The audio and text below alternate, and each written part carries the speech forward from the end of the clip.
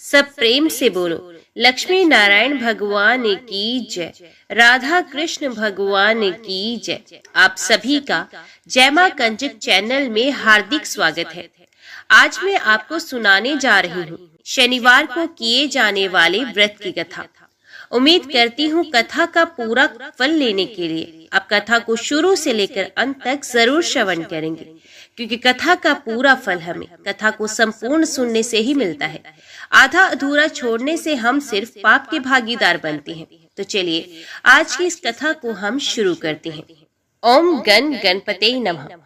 ईश्वर बोले, हे सनंत कुमार, अब मैं आपसे शनिवार व्रत की विधि का वर्णन करूंगा, जिसका अनुष्ठान करने से मंतव्य नहीं होता है। श्रावण मास में शनिवार के दिन नरसिंह, शनि तथा अंजनी पुत्र हनुमान, इन तीनों देवताओं का पूजन करना चाहिए। दीवार पर अथवा स्तंभ पर नरसिंह की सुंदर प्रतिमा बनाकर हल्दी युक्त चंदन से और नीले, लाल तथा पीले सुंदर पुष्पों से लक्ष्मी सहित जगतपति नरसिंह का भली भांति पूजन करके उन्हें खिचड़ी का नैवेद्य तथा कुंजर नामक शाक का भोग अर्पण करना चाहिए। उसी को स्वयं भी खाना चाहिए और ब्राह्मणों को भी खिलाना चाहिए। तिल का तेल तथा घृत स्नान भगवान नरसिंह को प्रिय है। शनिवार के दिन तिल सभी कार्यों के लिए प्रशस्त है। शनिवार के दिन तिल के तेल से ब्राह्मणों तथा सुवासिनी स्त्रियों को उपटन लगाना चाहिए तथा कुटुंब सहित स्वयं भी संपूर्ण शरीर में तेल लगाकर स्नान करना चाहिए तथा उड़द का भोजन ग्रहण करना चाहिए। इससे भगवान नरसिंह प्रसन्न होते हैं। इस प्रकार श्रावण मास में चारों शनिवारों में इस व्रत को करना चाहिए। जो ऐसा करता है उसके घर में स्थिर लक्ष्मी का वास होता है और धन धान्य की समृद्धि होती है। पुत्रहीन व्यक्ति पुत्र वाला हो जाता है और इस लोक में सुख भोगकर अंत में वैकुंठ प्राप्त करता है। नरसिंह भगवान की कृपा से मनुष्य की चारों दिशाओं में व्याप्त रहने वाली उत्तम कीर्ति होती है। हे सौम्य, मैंने आपसे नरसिंह का ये उत्तम व्रत कहा। हे सनंत कुमार, अब शनि की प्रसन्नता के लिए जो करना चाहिए उसे सुनिए। एक लंगड़े ब्राह्मण और उसके अभाव में किसी ब्राह्मण के शरीर में तिल का तेल लगाकर उसे उष्ण जल से स्नान कराना चाहिए और श्रद्धा पूर्वक नरसिंह के लिए बताए गए अन्न अर्थात खिचड़ी उसे खिलानी चाहिए। उसके बाद तेल, लोहा, काला तिल, काला उड़द, काला कंबल प्रदान करना चाहिए। इसके बाद व्रती ये कहे कि मैंने ये सब शनि की प्रसन्नता के लिए किया है, शनिदेव मुझ पर प्रसन्न हो। उसके बाद तिल के तेल से शनि का अभिषेक करना चाहिए। उनके पूजन में तिल तथा उड़द के चावल प्रशस्त माने गए हैं। हे मुने, अब मैं शनि का ध्यान बताऊंगा, आप ध्यान पूर्वक सुनिए। शनिश्चर कृष्ण वर्ण वाले हैं, मंद गति वाले हैं, काश्यप गोत्र वाले हैं, सौराष्ट्र देश में पैदा हुए हैं, सूर्य पुत्र हैं, वर देने वाले हैं, दंड के समान आकार वाले मंडल में स्थित हैं, इंद्र नील मणि तुल्य कांति वाले हैं, हाथों में धनुष बाण त्रिशूल धारण किए हुए, गीध पर आरूढ़ है, यम इनके अधिदेवता है, ब्रह्मा इनके प्रत्यधिदेवता है। ये कस्तूरी, अगुरु का गंध तथा गुग्गुल का धूप ग्रहण करते हैं। इन्हें खिचड़ी प्रिय है। इसी प्रकार ध्यान की विधि कही गई है। इनके पूजन के लिए लोह में सुंदर प्रतिमा बनानी चाहिए। हे द्विश्रेष्ठ, इनके निमित्त की गई पूजा में कृष्ण अर्थात काली वस्तु का दान करना चाहिए। ब्राह्मण को काले रंग के 2 वस्त्र देने चाहिए और काले बछड़े सहित काली गो प्रदान करनी चाहिए। विधि पूर्वक पूजा करके इस प्रकार प्रार्थना तथा स्तुति करनी चाहिए। आराधना से संतुष्ट होकर जिन्होंने नष्ट राज्य वाले राजा नील को उनका महान राज्य पुनः प्रदान कर दिया, वे शनिदेव मुझ पर प्रसन्न हो। नील अंजन के समान वर्ण वाले, मंदगति से चलने वाले और छाया देवी तथा सूर्य से उत्पन्न होने वाले उन शनिश्चर को मैं नमस्कार करता हूँ। मंडल के कोण में स्थित आपको नमस्कार है। पिंगल नाम वाले आप शनि को नमस्कार है। हे देवेश, मुझ दीन तथा शरणागत पर कृपा कीजिए। इस प्रकार स्तुति के द्वारा प्रार्थना करके बार बार प्रणाम करना चाहिए। 3 वर्णों ब्राह्मण, क्षत्रिय, वैश्य के लिए शनि के पूजन में शनोदेवी इस वैदिक मंत्र का प्रयोग बताया गया है। शूद्रों के लिए पूजन में नाम मंत्र का प्रयोग बताया गया है। जो व्यक्ति दक्षित होकर इस विधि से शनिदेव का पूजन करेगा उसे स्वप्न में भी शनि का भय नहीं होगा। हे विप्र, जो मनुष्य श्रावण मास में प्रत्येक शनिवार के दिन भक्ति पूर्वक इस विधि से इस व्रत को करेंगे उन्हें शनिश्चर के द्वारा लेश मात्र भी कष्ट नहीं होगा। जन्म राशि से पहले, दूसरे, चौथे, पांचवें और सातवें, 8वें, 9वें तथा 12वें स्थान में से शनि सदा कष्ट पहुंचाते हैं। शनि की शांति के लिए शामग्नि इस मंत्र का जप करना बताया गया है। उसकी प्रसन्नता के लिए इंद्र नील मणि का दान करना चाहिए। हे सनंत कुमार, इसके बाद अब मैं हनुमान जी की प्रसन्नता के लिए विधि का वर्णन करूंगा।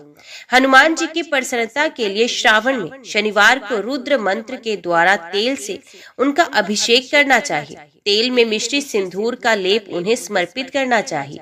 जपा कुसुम की मालाओं से, आक धतूर की मालाओं से, मंदार पुष्प की मालाओं से, बटक बड़ का पेड़ के नैवेद्य से तथा अन्य उपचारों से भी यथाविधि अपने सामर्थ्य के अनुसार श्रद्धा भक्ति से युक्त होकर अंजनी पुत्र हनुमान जी की पूजा करनी चाहिए।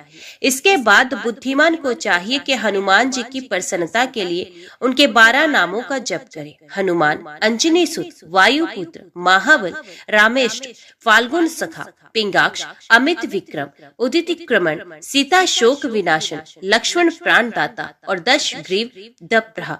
ये 12 नाम है। जो मनुष्य प्रातः काल उठकर इन 12 नामों को पढ़ता है उसका अमंगल नहीं होता है और उसे सभी संपदा सुलभ प्राप्त हो जाती है। इस प्रकार श्रावण मास में शनिवार के दिन वायु पुत्र हनुमान जी की आराधना करके मनुष्य वज्र तुल्य शरीर वाला, निरोग तथा बलवान हो जाता है। अंजनी पुत्र की कृपा से वे कार्य करने में वेगवान तथा बुद्धि वैभव से युक्त हो जाता है। उसके बाद शत्रु नष्ट हो जाते हैं, मित्रों की वृद्धि होती है, वे वीरशाली तथा कीर्तिमान हो जाता है। यदि साधक हनुमान जी के मंदिर हनुमत कवच का पाठ करे तो वे अणिमा आदि 8 सिद्धियों का स्वामित्व प्राप्त करता है और यक्ष, राक्षस तथा वैताल उसे देखते ही कंपित तथा भयभीत होकर वेग पूर्वक 10 दिशाओं में भाग जाते हैं। हे सत्तम, शनिवार के दिन पीपल के वृक्ष का आलिंगन तथा पूजन करना चाहिए। शनिवार को छोड़कर अन्य किसी दिन पीपल के वृक्ष का स्पर्श नहीं करना चाहिए। शनिवार के दिन उसका आलिंगन सभी संपदाओं को प्राप्त कराने वाला होता है। प्रत्येक मास में 7 वारों में पीपल का पूजन फलदायक है, किंतु श्रावण में ये पूजन अधिक फलप्रद है। पुराणों के अनुसार शनि देव का एक नाम कृष्ण भी है। ये नाम स्वयं उन्हें भगवान श्री कृष्ण ने ही दिया था, क्योंकि वे भगवान श्री कृष्ण के परम भक्त थे। सकंद पुराण के काशी खंड में एक वृतांत आता है कि छाया पुत्र शनिदेव ने अपने पिता भगवान सूर्यदेव से एक प्रश्न किया कि हे पिता, मैं ऐसा पद प्राप्त करना चाहता हूँ जिसे आज तक किसी ने भी प्राप्त ना किया हो। हे पिता, आपके मंडल से मेरा मंडल 7 गुना बड़ा हो, मुझे आपसे अधिक 7 गुना शक्ति प्राप्त हो, मेरे वेग का कोई भी सामना ना कर पाए, चाहे वे देव हो, असुर हो, दानव हो या सिद्ध साधक ही क्यों ना हो। आपके लोक से मेरा लोक 7 गुना ऊंचा है। दूसरा वरदान मैं ये प्राप्त करना चाहता हूँ कि मुझे मेरे आराध्य देव भगवान श्री कृष्ण के प्रत्यक्ष दर्शन हो तथा मैं भक्ति, ज्ञान, विज्ञान से परिपूर्ण हो सकूं। शनिदेव की ये बात सुनकर भगवान सूर्य प्रसन्न तथा गदगद हुए और उन्होंने कहा, हे पुत्र, मैं भी यही चाहता हूँ कि तू मेरे से भी 7 गुना अधिक शक्ति वाला हो। मैं भी तुम्हारे प्रभाव को सहन ना कर सकूं। इसके लिए तुम्हें तप करना होगा। तप करने के लिए तुम्हें काशी जाना होगा। वहां जाकर भगवान शंकर का घनघोर तप करना होगा और शिवलिंग की स्थापना करो तथा भगवान शंकर से मनोवांछित फलों की प्राप्ति करो। शनिदेव ने पिता की आज्ञा के अनुसार वैसा ही किया। भगवान शंकर की घोर तपस्या की। इस तपस्या से उनका शरीर पूर्ण रूप से जल गया। शनि की भक्ति को देखकर भगवान शिव बहुत ही प्रसन्न हुए और उनसे वरदान मांगने के लिए कहा। शनिदेव ने वरदान के रूप में मांगा कि वे चाहते हैं कि उनकी पूजा अपने पिता से अधिक हो, जिससे सूर्य देव को अपने प्रकाश का अहंकार टूट जाए। भगवान शिव ने शनिदेव को वरदान दिया कि तुम नवग्रहों में श्रेष्ठ होगे और पृथ्वी लोक पर न्यायाधीश के रूप में तुम लोगों को कर्मों के अनुसार फल प्रदान करोगे। इसलिए आज भी भगवान शिव के वरदान के अनुसार भगवान शनिदेव को न्यायाधीश के रूप में पूजा जाता है और सभी ग्रहों में उनका स्थान बहुत ऊंचा है। मोक्ष देने वाले एकमात्र शनि देव जी ही हैं। इसलिए आज के दिन जो भी मनुष्य इस व्रत को करता है या इस कथा का श्रवण करता है तो उन भक्तों पर शनि देव के साथ साथ हनुमान जी की कृपा भी प्राप्त होती है, क्योंकि शनि देव से परेशान मनुष्य इस दिन हनुमान जी की कथा को सुनने तथा भजन कीर्तन करने से उनकी सभी प्रकार के ग्रह बाधाएं साढ़े सती ढैया समाप्त हो जाती हैं और साथ ही साथ शनिदेव जी की कृपा से भक्तों के रोगों से मुक्ति मिलती है, धन पुत्र आदि व्यापार में तरक्की हो और बुरा समय समाप्त हो जाता है। ऐसा हमारे पुराणों में वर्णित है। हे शनिदेव महाराज, हे भगवान बजरंगबली, जो भी भक्तगण इस कथा को सुन रहे हैं तथा हुंकारा भर रहे हैं उनको सुख शांति समृद्धि प्राप्त हो। हे प्रभु, अपने भक्तों का कल्याण करना। तो प्रिय भक्तगणों, आइए श्रवण करते हैं दुख दारिद्र्य को दूर करने वाले शनिदेव जी की कथा। किसी गांव में एक बहुत ही विद्वान ब्राह्मण रहता था। एक दिन रात्रि में उसने सपने में देखा कि एक नीला वस्त्र पहने हुए बहुत ही दिव्य पुरुष उसे कह रहा है कि हे ब्राह्मण देवता, मैं तुझे लगूंगा। अब देखिए, ये सपना उसे ब्राह्मण को रोज दिखाई देता। इससे वे परेशान हो गया और पतला होने लगा। उसका स्वास्थ्य बहुत ही गिरने लगा।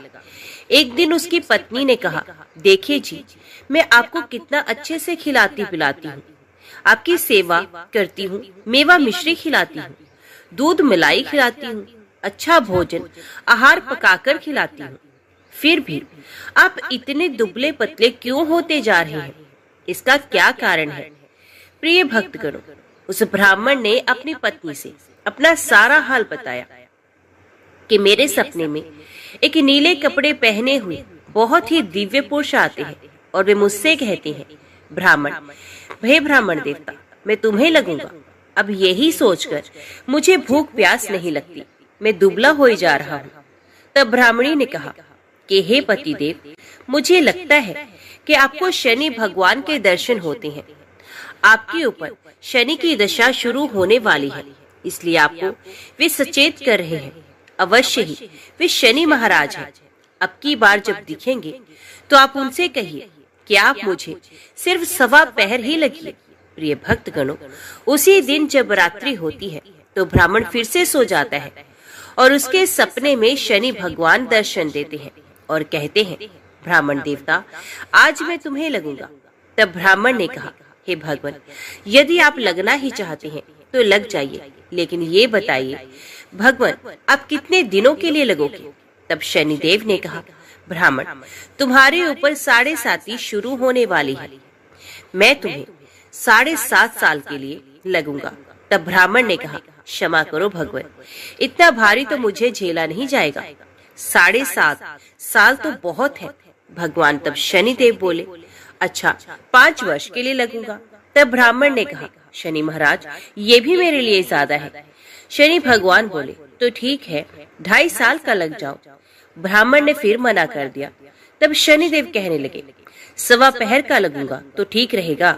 प्रिय भक्तों, उसे 1.25 पहर की शनि की दशा लग गई। ब्राह्मण ने नींद से उठते ही अपनी पत्नी से कहा, देखो, मेरे 1.25 पहर की शनि की दशा लगी है, सो मैं जंगल जाकर समय बिताऊं। तुम मेरे खाने पीने का सारा सामान बांध दो और मेरे पीछे किसी से लड़ना मत, घर में बैठी रहना, बच्चों को भी कहीं मत जाने देना और इस 1.25 पहर में किसी को गाली भी मत सुनाना। ऐसा कहकर ब्राह्मण देवता अपने घर से जंगल की ओर चल दिए। जंगल में ब्राह्मण एक पीपल के पेड़ के नीचे बैठ गया और हनुमान जी का पाठ करने लगा। 1 पहर बीत गया तो ब्राह्मण ने सोचा, बाकी का समय तो रास्ते में ही बीत जाएगा, सो वे वहां से चल दिया और रास्ते में चलते हुए उसे एक सब्जी मंडी दिखाई दी। उसने सब्जी मंडी में से एक बड़ा सा कद्दू खरीद लिया। कद्दू खरीद के अपने चादर में लपेट करके वहां से चल देता है। तभी रास्ते में शनि महाराज एक साधु का भेष बनाकर उसके पास आते हैं और कहते हैं, तुम्हारी चादर में क्या है? ब्राह्मण ने कहा, साधु महाराज, मेरे इस चादर में तो कद्दू है। साधु ने कहा, अच्छा कद्दू है तो दिखाओ। जब ब्राह्मण ने अपनी चादर को दिखाया तो आश्चर्यचकित रह गया, क्योंकि उसमें तो उस राज्य के राजा के बेटे का कटा हुआ सर था। ये देखते ही साधु महाराज, जो कि शनिदेव थे, उस ब्राह्मण को लेकर राज दरबार में पहुंच गए और राजा से कहने लगे, महाराज, ये देखिए, ये दुष्ट दुराचारी आपके पुत्र की हत्या करके उसके सर को काट के अपनी चादर में लेकर घूम रहा था, इसे आप दंड दीजिए। प्रिय भक्तगणों, राजा ने जब सुना कि उस ब्राह्मण ने उसके पुत्र को मार दिया है, राजकुमार की हत्या कर दी है, तब राजा बहुत ही क्रोधित हुआ। उसने कहा, मुझे मत दिखाओ, मुझे ये सब देखा नहीं जाएगा। ये सैनिकों, तुम इसे तुरंत ले जाओ और इसे सूली पर चढ़ा दो। जब नगर में यह समाचार फैला कि राजा के पुत्र का सर कट चुका है, एक ब्राह्मण ने उसकी हत्या कर दी है, तो नगर में हाहाकार मच गया और उस ब्राह्मण को सैनिक सूली पर चढ़ाने के लिए ले गए। जब फांसी पर चढ़ाने वाले थे, तब जैसा कि नियम होता है, मरने वाले से उसके अंतिम इच्छा को पूछा जाता है, तो सैनिकों ने भी ब्राह्मण की अंतिम इच्छा को पूछा।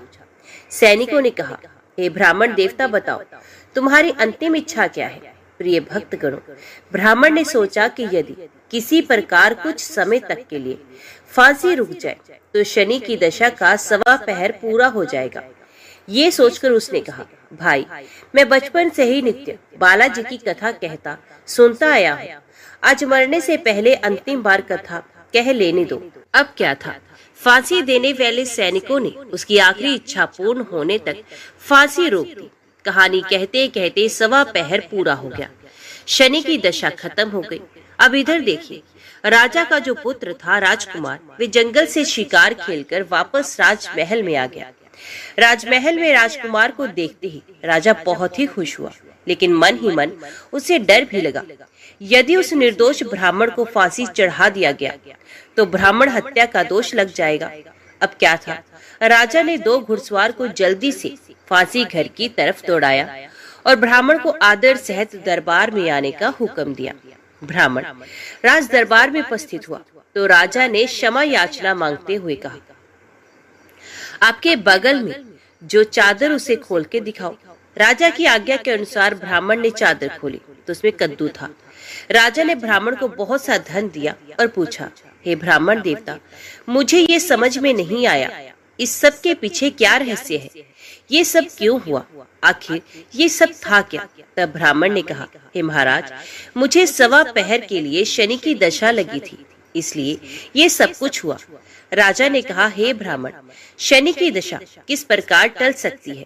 ब्राह्मण ने कहा, हे राजन, यदि राजा या सेठ को ये दशा लगती है तो काला हाथी या काला घोड़ा दान करना चाहिए। गरीब को शनि की दशा लगती है तो पीपल की पूजा करे और बोले, साचा शनिचर कहिए, जाके पाओ सदा ही पढ़िए। शनि की कहानी सुने, तिल तेल और काला उर्द आदि का दान करे, काले कुत्ते को तेल चुपड़ी रोटी खिलाए तो शनि की दशा उतर जाएगी। अब देखिए, राजा ने उस ब्राह्मण को कद्दू वापस कर दिया। अब घर आकर ब्राह्मण ने कद्दू अपनी पत्नी को दे दिया। जब उसकी पत्नी ने सब्जी बनाने के लिए उस कद्दू को काटा तो उसके बीजों की जगह हीरे मोती निकलने लगे। ब्राह्मणी ने पूछा, हे पति देव, ये सब क्या है, इसमें से तो हीरे मोती कैसे निकल रहे हैं, इसे कहाँ से लाए हो।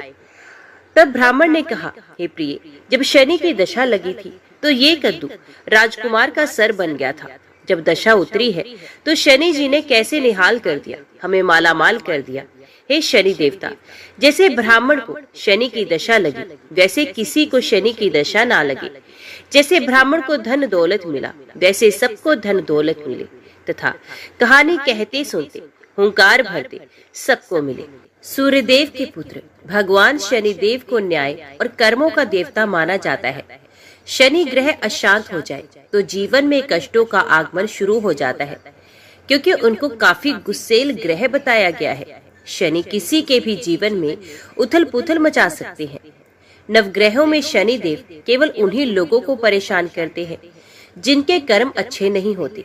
जिन लोगों पर भगवान शनिदेव मेहरबान होते हैं, उसे धन धान्य से परिपूर्ण कर देते हैं। ज्योतिष शास्त्र के मुताबिक शनिदेव एक ही राशि में 30 दिनों तक रहते हैं। हम शनि की पूजा करते हैं।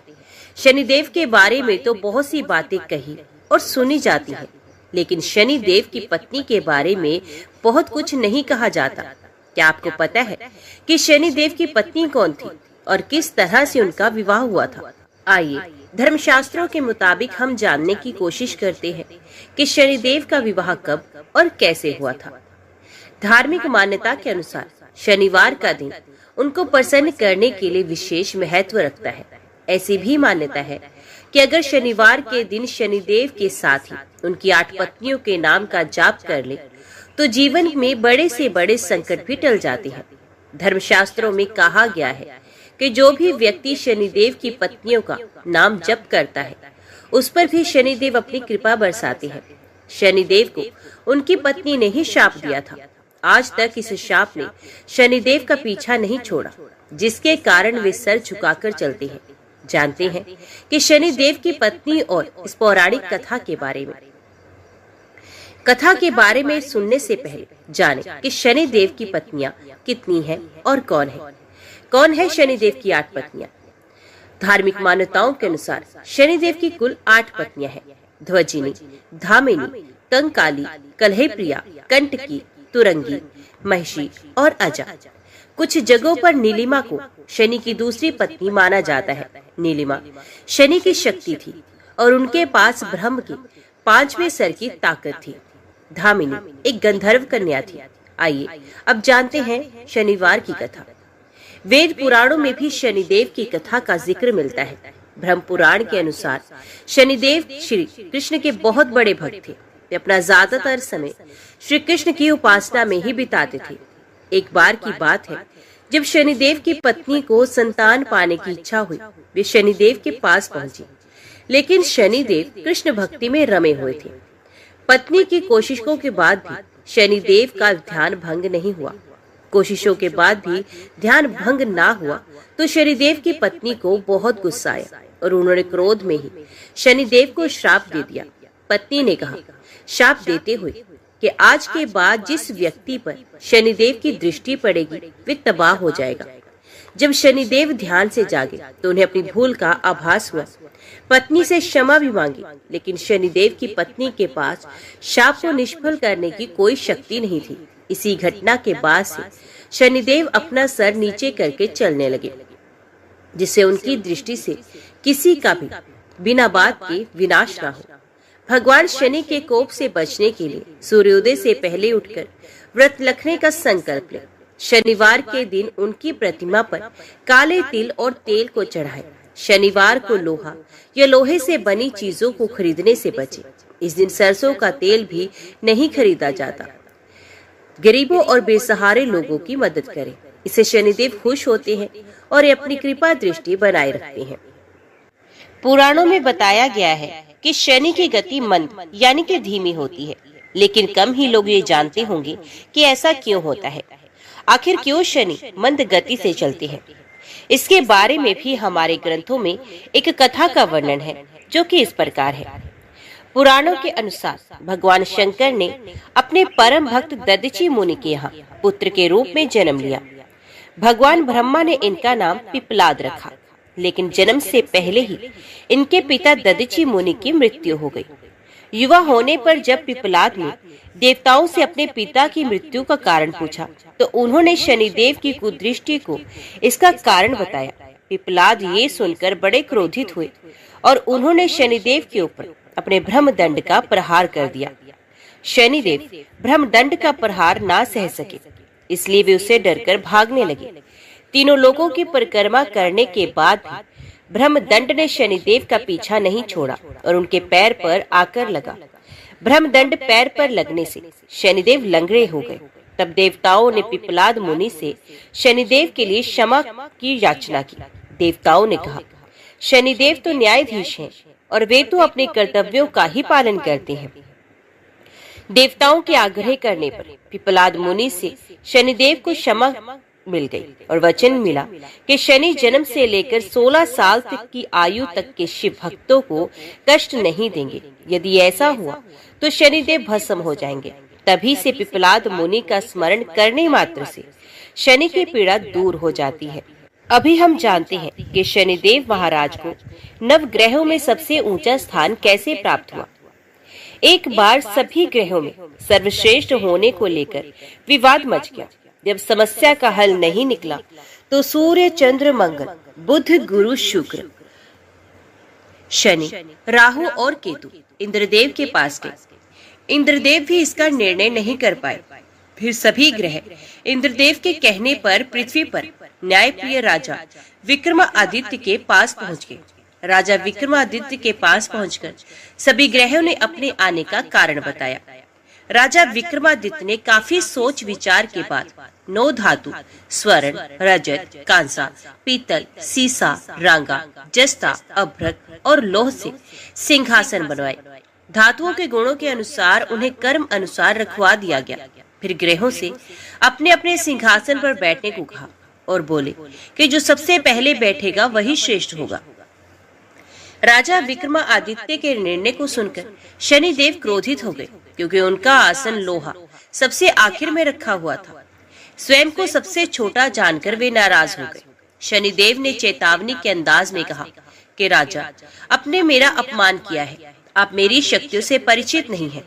शनि की महादशा में व्यक्ति का सर्वनाश हो जाता है। शनिदेव क्रोध में राजा की सभा में से चले गए। लेकिन कुछ दिन बाद राजा विक्रमादित्य पर शनि की दशा शुरू हो गई। शनिदेव घोड़ों का व्यापारी बनकर उनके राज्य में आए। राजा विक्रमादित्य उनके घोड़े खरीदने का आदेश देने लगे। एक बार राजा विक्रमादित्य उनमें से एक घोड़े पर सवारी कर रहे थे तो वो घोड़ा उन्हें जंगल में ले गया और गायब हो गया। भूखे प्यासे राजा को एक चरवाहे ने पानी पिलाया तो राजा ने उसे अंगूठी दे दी और राज्य में जाने का रास्ता पूछा। नगर में आकर राजा विक्रमादित्य एक सेठ के यहाँ आराम कर रहे थे। राजा के कुछ देर वहाँ बैठने पर सेठ की बहुत कमाई हुई।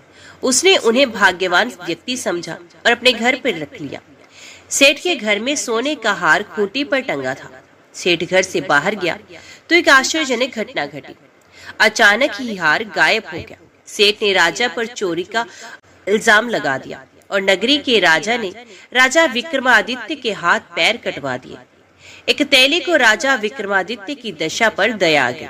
इसके बाद राजा विक्रमादित्य पर शनि की महादशा खत्म हो गई। वर्षा ऋतु में वे मल्हार गा रहे थे। उस राज्य की राजकुमारी मनभावनी ने राजा के मेघ मल्हार सुनकर मोहित हो गई और उसे विवाह करने की जिद करने लगी। राज्य के राजा ने बेटी के विवाह राजा विक्रमादित्य से करवा दिया। वे दोनों तेली के घर में रहने लगे। एक रात शनिदेव ने राजा विक्रमादित्य को स्वप्न में दर्शन दिए और कहा कि तुमने मुझे सबसे छोटा होने का प्रमाण दिया था, देख लिया। तब राजा विक्रमादित्य ने शनिदेव से क्षमा मांगी और कहा कि उनके जैसा दुख किसी को न दे। शनिदेव ने कहा कि जो उनकी कथा का श्रवण करेगा और व्रत को रखेगा उसे शनि की दशा में कोई दुख नहीं होगा। शनिदेव ने राजा विक्रमादित्य के हाथ और पैर वापस कर दिए। शनिदेव के चमत्कार से सेठ का हार भी वापस अपनी जगह पर लौट आया। सेठ की सारी बात पता चली तो उसने अपनी बेटी श्रीकंवरी का विवाह भी राजा विक्रमादित्य से ही कर दिया। राजा विक्रमादित्य अपनी 2 पत्नियों मनभावनी एवं श्रीकंवरी के साथ अपने राज्य पर लौट आए। राजा विक्रमादित्य पूरे राज्य में घोषणा की कि शनिदेव ही सब ग्रहों में सर्वश्रेष्ठ है। शनिवार को शनिदेव की पूजा, कथा और व्रत करने वालों पर वे प्रसन्न होते हैं। शनिदेव के जन्म कथा में उनके दायित्वों और कर्तव्य के प्रति निष्ठा, इसके साथ ही लोगों से इनकी अपेक्षा का संकेत मिलता है। इसके अलावा शनिदेव के व्यक्तित्व के विकास की भी झलक मिलती है। इसलिए शनिदेव की जन्म कथा को सभी को सुनना चाहिए। भगवान शनिदेव की जन्म कथा का धार्मिक ग्रंथों में अलग अलग वर्णन है। कुछ ग्रंथों में शनिदेव का जन्म ज्येष्ठ माह की अमावस्या के दिन, तो कुछ ग्रंथों में शनिदेव का जन्म भाद्रपद शनि अमावस्या के दिन माना जाता है।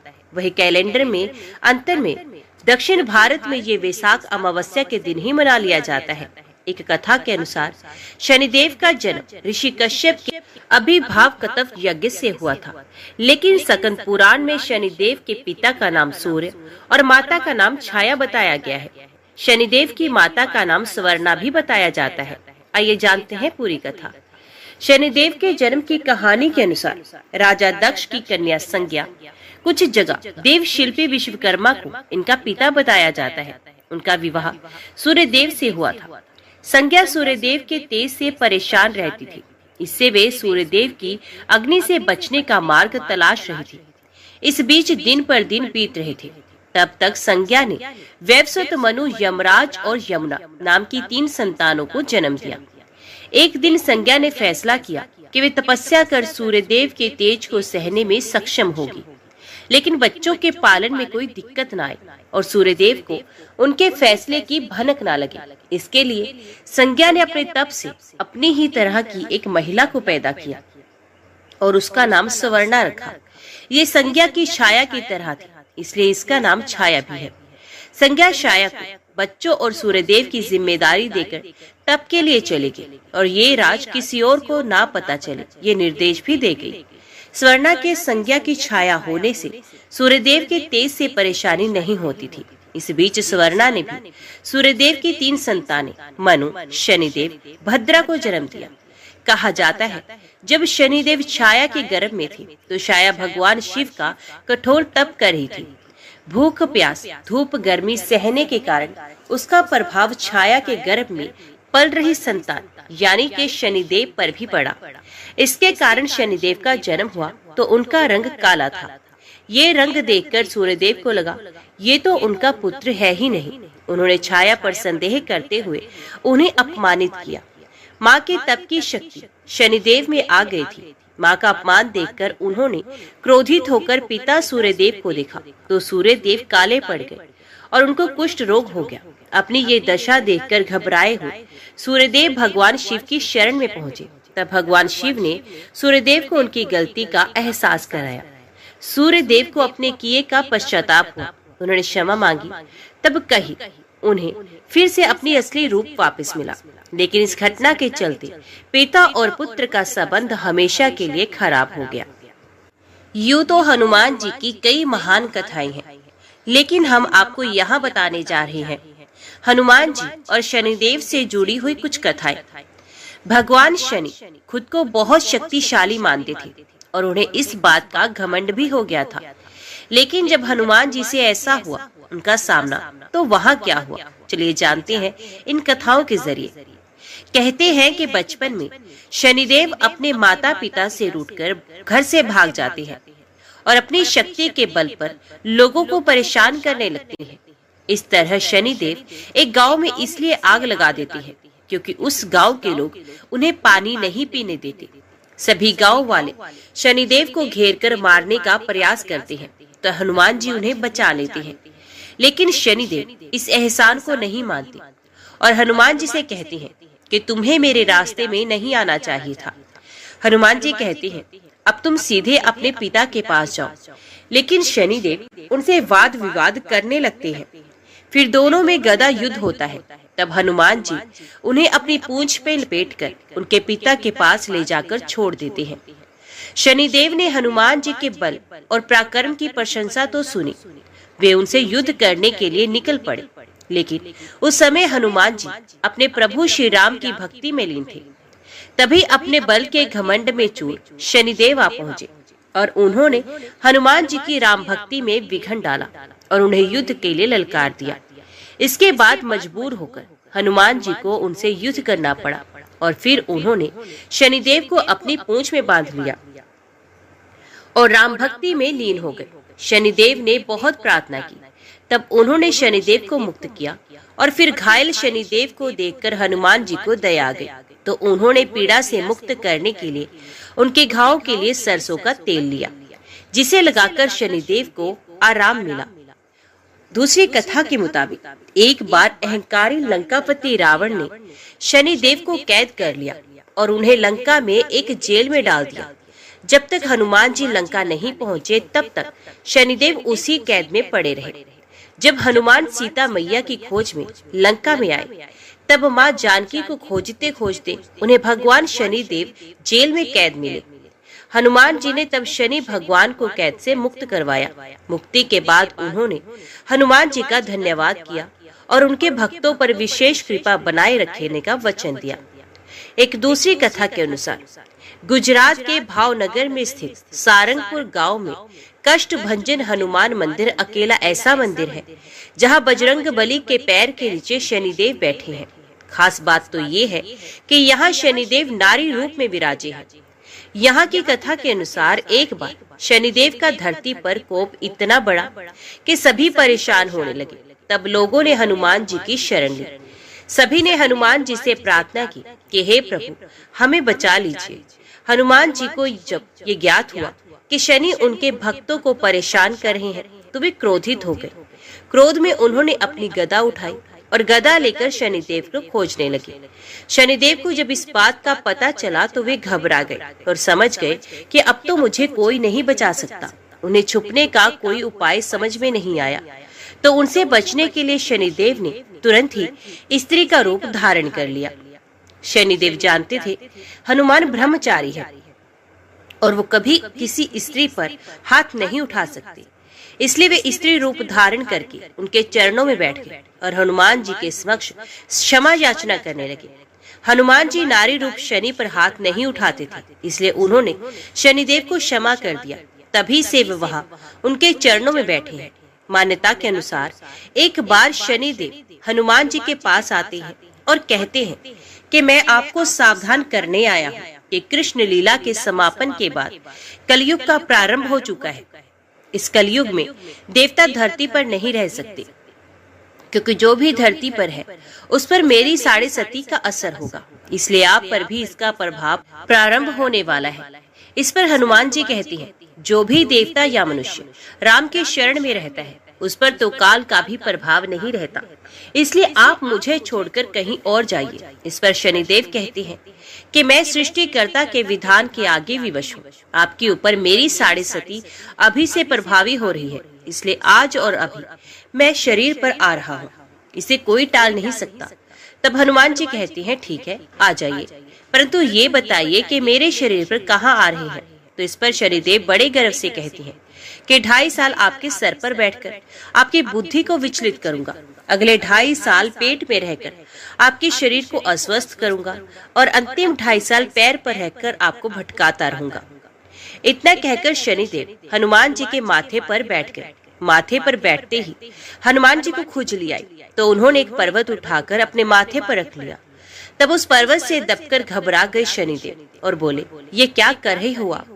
ये सुनकर हनुमान जी ने कहा, क्या आप अपना काम कीजिए, मुझे मेरा काम करने दीजिए। मैं अपने स्वभाव से विवश हूँ, मैं इसी प्रकार खुजली मिटाता हूँ। ऐसा कहकर हनुमान जी एक और पर्वत अपने सर पर रख लेते हैं, जिससे शनिदेव और दब जाते हैं और हैरान परेशान होकर कहते हैं, आप इन पर्वतों को उतारिए, मैं समझौता करने के लिए तैयार हूँ। हनुमान जी कुछ नहीं सुनते और तीसरा बड़ा पर्वत उठाकर अपने सर पर रख देते हैं। इस बोझ से शनिदेव चिल्लाने लगते हैं और कहते हैं, मुझे छोड़ दो, मैं आपके कभी नजदीक नहीं आऊंगा। लेकिन फिर भी हनुमान जी उनकी पुकार को अनसुना करके चौथा पर्वत रख देते हैं। तब शनिदेव त्राहिमाम करते हुए हनुमान जी से प्रार्थना करते हैं, मैं आप तो क्या, आपके भक्तों के भी समीप कभी नहीं आऊंगा, कृपया करके मुझे छोड़ दीजिए।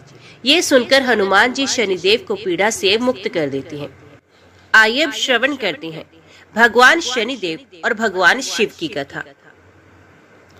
एक बार स्वयं महादेव शनिदेव की वक्र दृष्टि की चपेट में आ गए थे और उसके बाद जो हुआ वो हैरान कर देने वाला किस्सा था। दरअसल हुआ ये था कि एक बार शनिदेव भगवान शिव के दर्शन के लिए उनके निवास स्थान कैलाश पहुंचे। वहां शनिदेव ने भगवान शिव के दर्शन किए, उन्हें प्रणाम किया और उन्हें बताया कि अगले दिन शनिवार के दिन शनिदेव की दृष्टि उनकी राशि पर पड़ने वाली है। हालांकि भगवान शिव जन्म मरण राशि कुंडली आदि से परे हैं, लेकिन ये उनकी ही एक लीला थी जिसके पीछे का उद्देश्य बेहद रहस्यमय और संसार के लिए हित में था। संसार को एक दिव्य संदेश देने के लिए ये प्रकरण रचा गया था। बहरहाल कथा पर उन्हें लौटते हुए बता दें कि जब शनिदेव ने महादेव के सामने ये बात कही तो भगवान शिव ने शनिदेव से पूछा कि उनकी राशि में कितने समय के लिए रहेंगे और उनकी वक्र दृष्टि का प्रभाव कैसा होगा। शनिदेव ने उन्हें विस्तार से अपनी वक्र दृष्टि के समय और प्रभाव के बारे में बताया। तब महादेव ने शनिदेव की दृष्टि से बचने के लिए एक युक्ति लगाई और अगले दिन शनिदेव के कैलाश पहुंचने से पहले ही वे पृथ्वी लोक पर आ गए। पृथ्वी लोक पर शनिदेव उन्हें खोजते हुए ना आ जाए, इसलिए भगवान शिव ने हाथी का रूप धर लिया और वक्र दृष्टि के समय तक पृथ्वी पर उसी रूप में छिपे रहे। वक्र दृष्टि का समय पूर्ण हुआ तो भगवान शिव कैलाश की ओर लौट चले। जैसे ही भगवान शिव कैलाश पर आए, उन्हें वहां शनिदेव पूर्व से ही उपस्थित मिले। भगवान शिव ने शनिदेव को देखते ही उनकी दृष्टि से बचने की बात कह डाली। उन्होंने बोला कि शनिदेव, मैं तो आपकी दृष्टि से आसानी से ही बच गया। तब शनिदेव ने महादेव को बताया कि उनकी दृष्टि के प्रभाव से महादेव को देव योनि से पशु योनि में हाथी के रूप में परिवर्तित होना पड़ा है और कैलाश छोड़कर धरती पर छुपना पड़ा। ये सुनकर भगवान शिव मुस्कुराए और शनिदेव को अपना आशीर्वाद दिया। इस लीला को रचने के पीछे का उद्देश्य ये था कि शनिदेव की दृष्टि से कोई नहीं बच सकता, चाहे वे भगवान शिव ही क्यों ना हो। और दूसरा ये कि अपने कर्म से या अपने दायित्व से कभी भी पीछे नहीं हटना चाहिए। तो इस कारण से शनिदेव ने भगवान शिव पर डाली थी अपनी वक्र दृष्टि। अभी श्रवण कीजिए हनुमान जी की कथा। प्राचीन समय की बात है। किसी नगर में एक ब्राह्मण दंपत्ति रहते थे। उनके कोई संतान ना होने के कारण वे बेहद दुखी थे। हर मंगलवार ब्राह्मण वन में हनुमान जी की पूजा करने के लिए जाता था। वे पूजा करके बजरंग बली से एक पुत्र की कामना करता था। उसकी पत्नी भी पुत्र की प्राप्ति के लिए मंगलवार का व्रत करती थी। वे मंगलवार के दिन व्रत के अंत में हनुमान जी को भोग लगाकर ही भोजन करती थी। एक बार व्रत के दिन ब्राह्मणी ने भोजन नहीं बना पाई और ना ही हनुमान जी को भोग लगा सकी। तब उसने प्रण किया कि वे अगले मंगलवार को ही हनुमान जी को भोग लगाकर ही भोजन करेगी। वे भूखी प्यासी 6 दिन तक पड़ी रही। मंगलवार के दिन वे बेहोश हो गई। हनुमान जी उसकी श्रद्धा और भक्ति देखकर प्रसन्न हुए।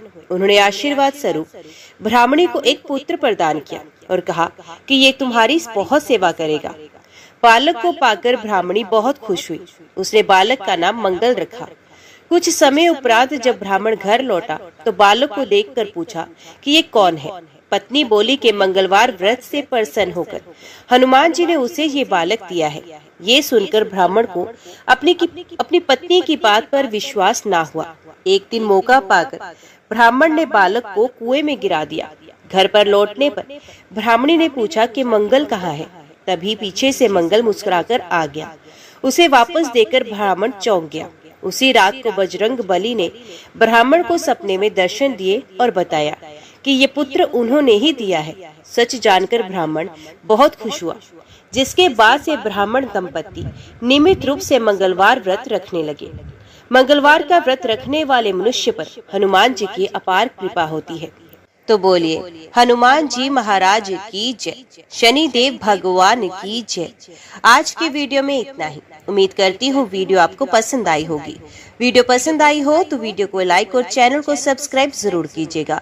कमेंट बॉक्स में जय शनिदेव लिखकर अपनी हाजिरी लगाना ना भूलेगा। तो मिलते हैं अगली कथा अगली वीडियो के साथ। तब तक के लिए देखते व सुनते रहिए। जय मां कंजक, जय माता दी।